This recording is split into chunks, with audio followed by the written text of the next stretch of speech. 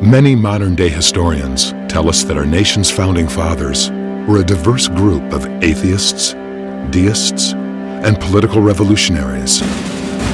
So where did they find the common ground and the inspiration for the ideas that birthed the most successful nation in history? Did their faith play a role in our nation's founding ideas? Do we have, as many historians claim, a godless constitution? Discover the forgotten and astonishing story of our nation's foundation in the American Heritage series. For centuries, Americans were taught a truthful view of history that recognized the godly heroes and moral foundation our nation was founded upon. But in recent years, a new version of history has assaulted the moral and spiritual fiber of our nation, leaving the truth of our past eliminated and forgotten until today. Join historian David Barton and experience the untold story of our nation's history in the American Heritage series. In the classrooms and civil arenas of our nation today, you will find little evidence of the moral and Christian principles America was founded upon. Did our founding fathers intend for us to live in a secular society? Or did the founding fathers believe that Christian principles should be at the center of our government and constitution? And what did they have to say about the separation of church and state? Discover our nation's godly history in the American Heritage series. America, this is your heritage. The Constitution is a remarkable document. We in America live in the longest ongoing constitutional republic in the world. We've been blessed by that document, but we know so little about those who wrote the document. Right. If you ask people who wrote the Constitution, they'll say, James Madison, I think, had something to do with it, and maybe George Washington, and that's usually as far as it gets. Maybe they'll mention Ben Franklin. But we had 55 individuals who gave us that document that today we so appreciate. And there were specific contributions made by many of them, and we just no longer talk about them. We don't talk about folks like Gouverneur Morris. You know, Gouverneur Morris, when's the last time you've heard that name? Every time we go into a courtroom to argue about a constitutional principle, we're arguing about exactly what he did. Wow. Gouverneur Morris was a signer from Pennsylvania. He was the final signer to sign the document. He was the most active member at the Constitutional Convention. He spoke on the floor of the convention 173 times. That's more than anybody else. Now, what makes him really remarkable is he is the penman of the Constitution. So we have these little kind of things hanging in our schools, constitutions. You're just looking at the handiwork of Gouverneur Morris. Wow. He's a prolific writer. As a matter of fact, when France was doing their constitution, he said, we've already done ours in America, let us show you how to do a constitution. And in doing that writing for the French Constitution, he told them that above all, they had to make sure that education was teaching religion and the duties of man toward God. He said, we already do that in America, you guys need to do that in France. Now, we don't hear that today. We hear, oh no, well, the Constitution, you can't have any kind of religion in schools. Time out. The man who wrote the Constitution, the penman of the Constitution, says the schools should be teaching religion. Schools should be teaching morality based on religion. And that's in his writings. But we know so little about the signers of the Constitution, so how do we really know? We just base it because somebody else told us? That's the fortunate side of history, is we have prolific writings. These steps lead up to the Visitors Gallery for the House of Representatives. Over the landing, you see a huge painting of the signing of the Constitution on September the 17th, 1787. This picture measures 20 feet by 30 feet. 55 founding fathers served at the convention which produced the Constitution, and 39 of them eventually signed that document. And like the painting of the signers of the Declaration, many of these faces and names are unfamiliar to us today. Let's rediscover something about many of those in this picture. Let's begin with Abraham Baldwin. Not only was he the chief founder of the University of Georgia, but in his time he was considered to be one of America's youngest theologians. At the age of 21, he was offered a professorship of divinity at Yale University, and throughout the American Revolution he served as a military chaplain. Abraham Baldwin, a signer of the Constitution, was not only a Christian, but he was a minister of the gospel. This man seated at the right of the table is Roger Sherman. He holds a unique position among the Founding Fathers in that he was the only founder to sign all four of America's founding documents: the Articles of Association in 1774, the Declaration of Independence in 1776, the Articles of Confederation in 1781, and the U.S. Constitution in 1787. Also, during the Constitutional Convention, Roger Sherman was instrumental in resolving the conflict over representation between the big states and the small states. Sherman's solution, now enshrined in the Constitution, was that Congress should be made up of two bodies, a Senate, wherein each state, whether large or small, would have equal strength and an equal vote, good news for the small states, and a House, wherein each state's strength would be determined by its population, good news for the big states. After the Constitution was ratified, Sherman became a member of the first Congress where he helped frame the Bill of Rights. However, in addition to being a leading statesman, Roger Sherman was also a theologian. In fact, a creed he personally wrote was adopted by his church. I believe that God did send his own Son to become man, die in the room and stead of sinners, and thus to lay a foundation for the offer of pardon and salvation to all mankind. That at the end of this world there will be a resurrection of the dead and a final judgment of all mankind, when the righteous shall be publicly acquitted by Christ the judge and admitted to everlasting life and glory, and the wicked be sentenced to everlasting punishment. Roger Sherman, a distinguished founding father and a signer of the Constitution, was also a Christian theologian. In fact, his contributions to American government are so great that he is one of those who has been honored with a statue here at the Capitol, located in East Central Hall. When you look at the Constitution and the Constitutional Convention and those who wrote it, we so often get the tone today that that was a secular document. Those are secular guys. They didn't have any religious intent, right, which is really nonsense. When you look particularly after they came out of the Constitutional Convention, what they said about that document is really unbelievably religious. You have Benjamin Franklin, who at the close of the convention says, I'm not saying that the Constitution is divinely inspired.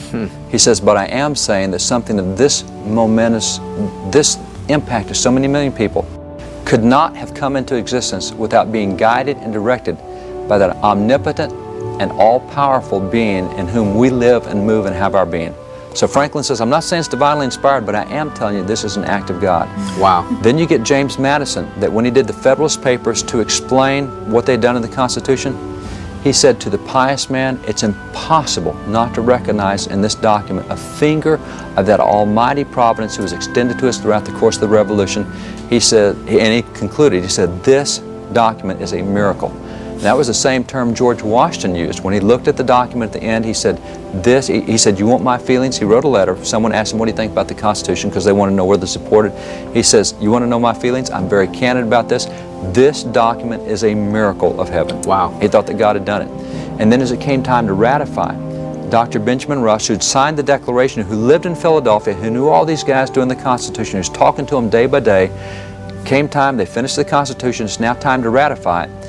And Benjamin Rush is an evangelical Christian. He says, I'm not saying the Constitution is divinely inspired. He said, but I am saying that the Constitution is as much of a miracle as any miracle performed in the Old or the New Testament. And today we sit back and say, oh no, it was a secular document. Why, they wouldn't want religious activities in public. You know, wow. That's just not in the records. In the classrooms and civil arenas of our nation today, you will find little evidence of the moral and Christian principles America was founded upon. Did our founding fathers intend for us to live in a secular society? Or did the founding fathers believe that Christian principles should be at the center of our government and Constitution? And what did they have to say about the separation of church and state? Discover our nation's godly history in the American Heritage Series. America, this is your heritage. William Samuel Johnson. Not only did he sign the Constitution, but he was a leading educator of his day, becoming the first president of Columbia College. Interestingly, in an exercise which we still practice today, William Samuel Johnson was a speaker at a public graduation exercise. Your first great duties, you are sensible, are those you owe to heaven, to your Creator and Redeemer. Let these be ever present in your minds and exemplified in your lives and conduct. Imprint deep upon your minds the principles of piety towards God and a reverence and a fear of His holy name. For the fear of God is the beginning of wisdom, and its practice is everlasting happiness. reflect deeply and often upon your relations with God. Remember that it is in God you live and move and have your being. That, in the language of David, he is about your bed and about your path and spieth out all your ways. That there is not a thought in your hearts, nor a word upon your tongues, but lo, he knoweth them altogether, and that he will one day call you to a strict account for your conduct in this mortal life. Remember, too, that you are the redeemed of the Lord, that you are bought with a price, even the inestimable price of the precious blood of the Son of God. Finally, in the elegant and expressive language of St. Paul, whatsoever things are true, whatsoever things are honest, whatsoever things are just, whatsoever things are pure, whatsoever things are lovely, whatsoever things are of good report, if there be any virtue, and if there be any praise, think on these things, and do them, and the God of peace shall be with you. This founding father and signer of the Constitution even delivered sermons from the Bible at public school graduations. I feel the subject matter is really the founding fathers or the framers of the Yes. Is there a difference between framers and founding fathers? Some people try to make a very narrow category for framers or for founding fathers. But essentially, a founding father is someone who had a great deal of input on us becoming an independent nation and having the documents we have. Right. So those who did the Declaration of Independence, they're founding fathers, but they're also framers of the Declaration.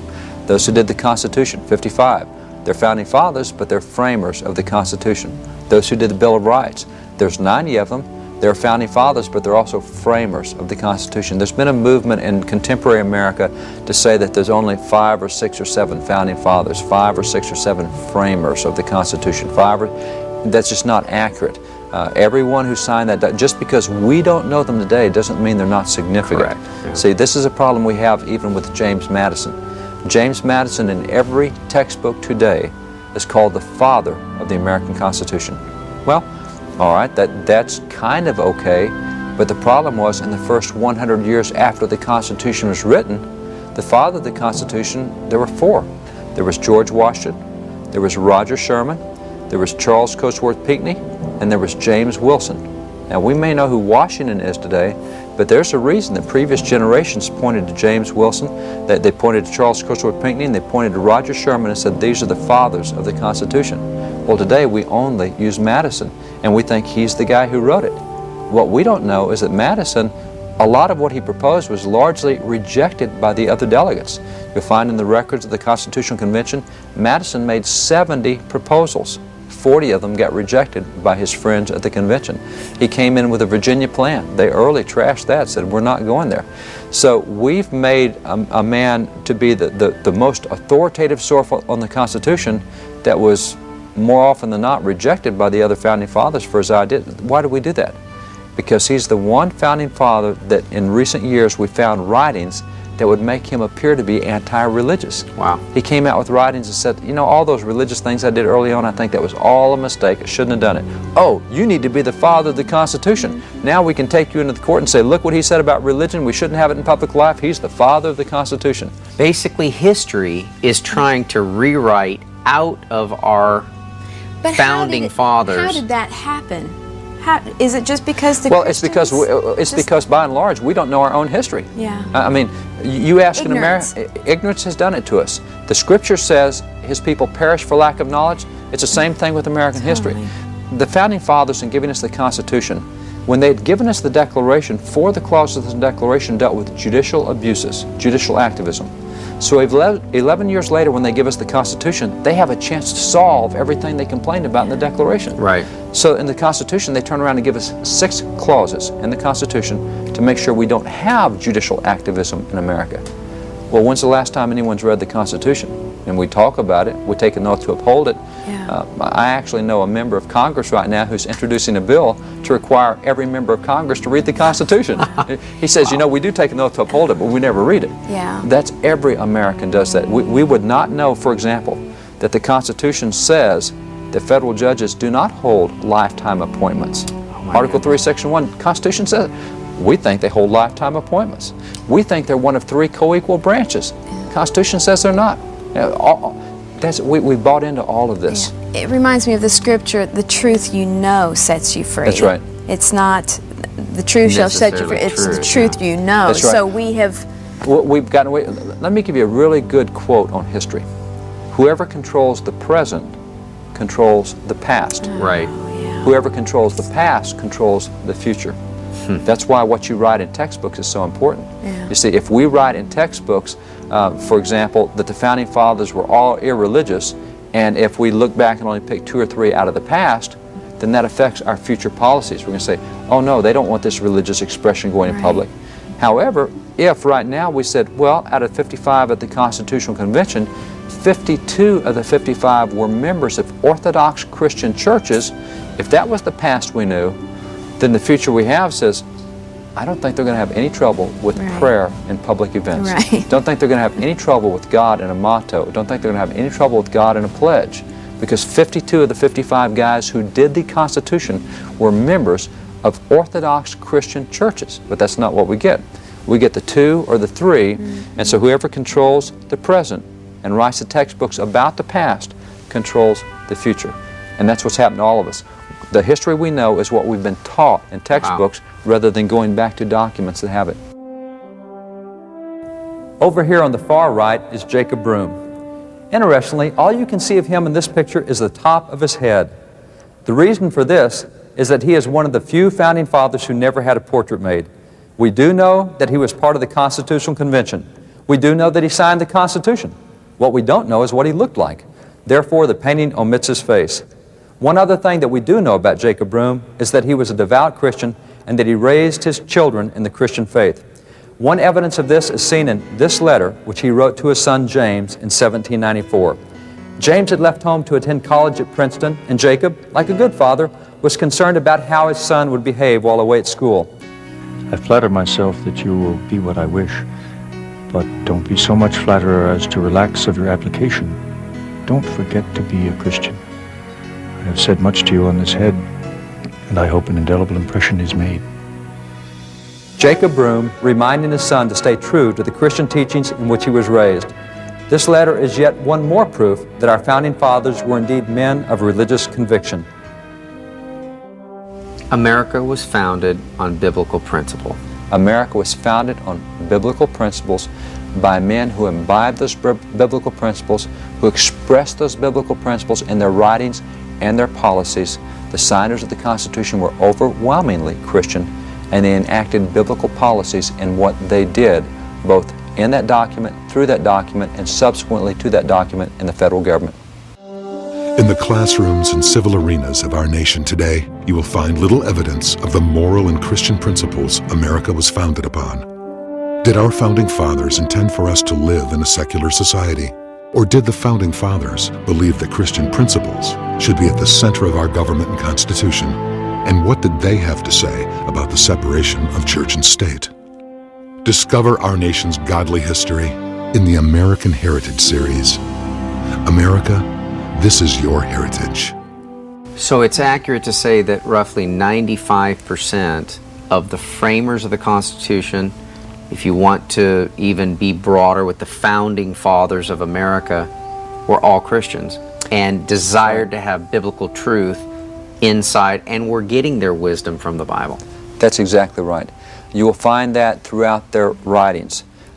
Give you another example of a signer of a Constitution. James Wilson, considered early on in the early generations as one of the fathers of the Constitution. Now, who's heard of James Wilson today? He's in a really select group of framers, of Founding Fathers. Only 6 individuals signed both the Declaration of Independence and the Constitution. James Wilson was one of those 6. When George Washington became president, he appointed 6 justices to the U.S. Supreme Court, 1 Chief Justice, 5 Associate Justices. James Wilson was one of the first 6 justices appointed to the U.S. Supreme Court. James Wilson, while he is sitting on the court, came up with the idea of, let's have law schools. Let's teach law to students.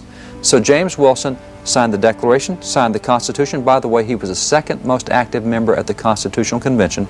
He spoke on the floor of the convention 168 times, so he's very active in framing the Constitution. Now he's on the U.S. Supreme Court as an original justice, and he decides to start law schools. This is the first legal textbook written for students. This is James Wilson's textbook that he did for students. Wow. Now, there's a 3-volume set that he did for students. In this volume right here, he tells students that you cannot have good civil law if it's not based on divine law. Oh my gosh. Wait a minute, I thought we had to take 10 Commandments out of the courtroom. That's No, he's telling us right up front, Yeah. if your civil law contradicts divine law, your civil law is wrong. Wow. Now, that sounds to me like he might be using the Bible as the basis of public policy. See, and he's the second most active member of the convention. He's the original justice on the Supreme Court. We don't talk about him. See, what we get is a steady diet of folks who do not have that faith perspective, and we're told that's what they wanted. It's not that we don't have some irreligious founders, it's that what's happened in American history is we've decided to make the exception into the rule. We take the irreligious and make that look like it was predominant, and that's absolutely not the case, and their writings make that clear. So the original founders were based upon the Bible and the principles of the Bible. That's right. Go back, go online somewhere, go to a used bookstore, and start pulling out American history textbooks from before 1900. And you're going to read American history that will just pop your eyes out as you see how often they quote the scriptures. And we used to teach in our textbooks because we cited the writings, we cited the records, we knew who the 250 founding fathers were rather than just 5 or 6 that we've kind of picked and choose today. We knew who those guys were. So it's not a problem of we're creating new history by saying they were religious.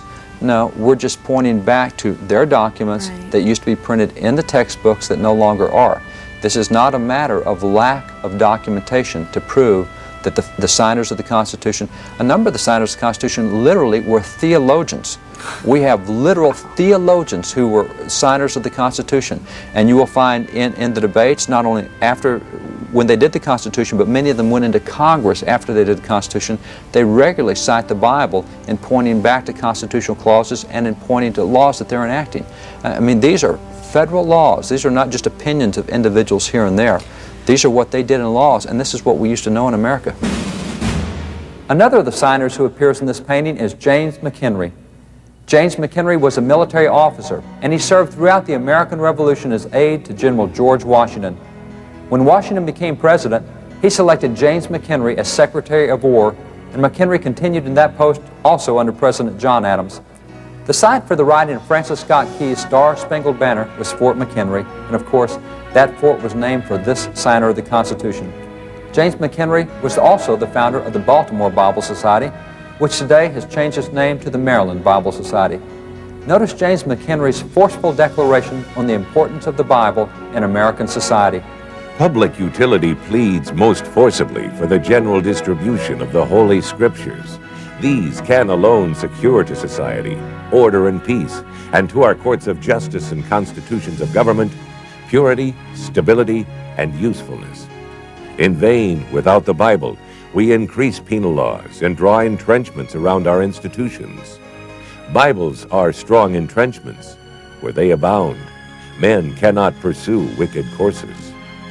This signer of the Constitution, James McHenry, believed that the Bible was the best preventative against crime and the best safeguard of civil government. And consider the words of Constitution signers like John Dickinson, who declared, "Rendering thanks to my Creator for my birth in a country enlightened by the gospel, to Him I resign myself, humbly confiding in His goodness and in His mercy through Jesus Christ for the events of eternity." And Gunning Bedford declared, "To the triune God, the Father, the Son, and the Holy Ghost, be ascribed all honor and dominion forevermore. Amen." And John Jay, the original Chief Justice of the U.S. Supreme Court and an author of the Federalist Papers, declared, "Unto Him who is the author and giver of all good, I render sincere and humble thanks for His manifold and unmerited blessings, and especially for our redemption and salvation by His beloved Son. Blessed be His holy name." Clearly, these founding fathers and so many, many others were Christians and were not enemies of Christ, despite what current sources may claim.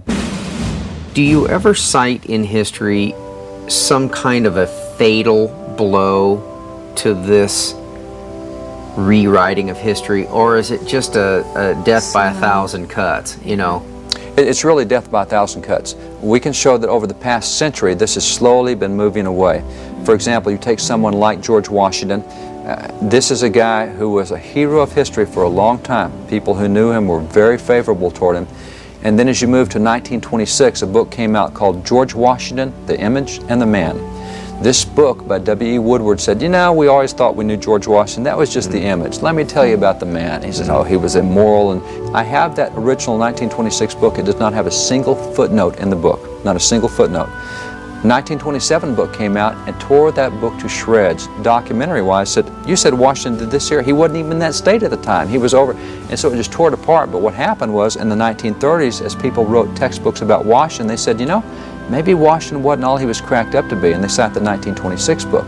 Then the 1935 books cite the 1930 books, citing the 1926 book. Then the 1940 books cite the 1935 books, citing the 19... And so by the time you get to today, I can show you 100 books today that say that George Washington was immoral, but none of them predate 1926. They all cite back to that one source. And that's what's happened, is we have tons of documentary source, we have tons of eyewitnesses, we have tons of writings, we have 100 volumes of the writings of George Washington. Nope, we're going to look at what this guy said in 1926, and that is the authority. And that's what's happened, is death by 1,000 cuts. What happens today is because we have a viewpoint that the Constitution is secular, and because we as good citizens want to uphold the Constitution, we don't want to be seen as rebels in our own country, we've really come to this kind of a tone and a feeling that if you're pro-faith, pro-religious, you're trying to overturn the Constitution. Wow. You're against Americanism. You're anti-American somehow. Separation of church and Separation state. of church and state. You're trying to overturn the fundamental underpinnings. No, no, no. Being pro-faith is exactly what produced that document. The guys who produced it were themselves pro-faith. They saw that document as a result of biblical ideas that they incorporated in it. They talk about that in their writings during and afterwards. And for us to be pro-faith, we're right in the tone of what the Constitution is. The secular tone that we get today is exactly opposite to what they intended. But because we don't know our history, we're made to feel like outsiders if we want faith involved in the public arena. Wow. For more information on the American Heritage Series, or to find books and other resources, visit wallbuilders.com. Through the American Heritage Series, renowned historian David Barton communicates our nation's forgotten, godly foundations and encourages us to once again view history through a truthful lens. For only when we recognize and embrace God's hand in our history can America become all that it was intended to be. Through Wall Builders, historian David Barton seeks to rebuild the walls of America's unique religious, moral, and constitutional heritage by educating the public and encouraging people of faith to become active in strengthening America's great foundations. For more information on how you can become involved, visit wallbuilders.com.